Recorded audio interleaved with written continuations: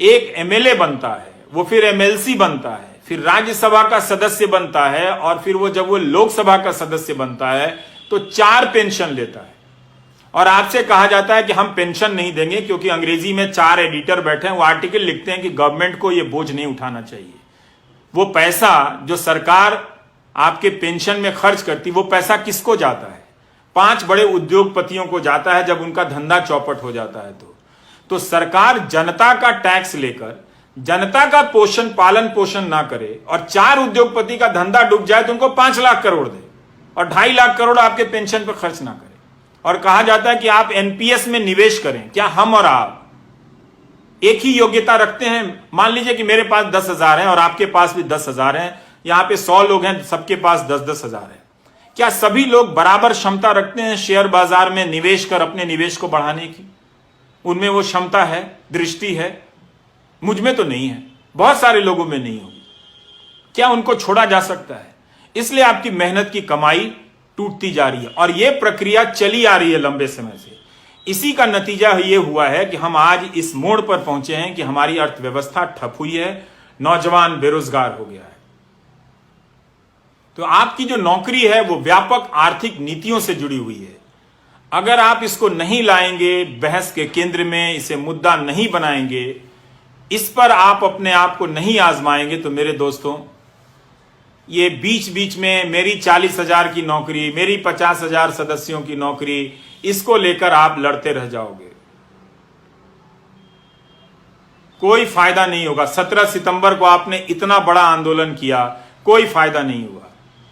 आप मेरी बात को सुनो, मेरे बारे में जो अफवाहें फैला रहे हैं वो फैलाते रहें। आईटी सेल का यही काम है, उनको मालूम है कि मैं बुनियादी सवाल कर रहा हूं और ये वो सवाल है जो 2017 से उठाने के कारण मेरा मजाक उड़ाया जाता है, पर मैं जानता हूं कि ये गलत हो रहा है, इसका शिकार मैं भी हूं। अगर अर्थव्यवस्था नहीं बढ़ेगी तो मेरी भी कमाई नहीं बढ़ेगी। हम जैसे लोग जो ऊपर जा रहे हैं नीचे सड़क के नीचे आ जाएंगे। और आपको तो जीवन में 10 साल या 5 साल के लिए ऊपर जाने का भी मौका नहीं मिलेगा। मुझे तो मिला भी,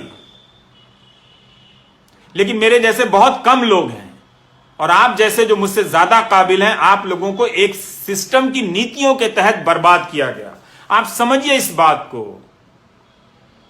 आपको जिसका भी समर्थक रहना है बनिए, लेकिन रोजगार के सवाल पर जुनून पैदा कीजिए, धर्म के सवाल पर नहीं, जाति के सवाल पर नहीं, वरना आप बेरोजगारी के दौर से गुजरते हुए बुढ़ापे में जाएंगे और तब आपके लिए वो 1,000 रुपए सामाजिक सुरक्षा के लिए होंगे, जिसे प्रधानमंत्री ऐसे बताते हैं जैसे 1 करोड़ रुपए उनकी झोली में डाल दिया हो।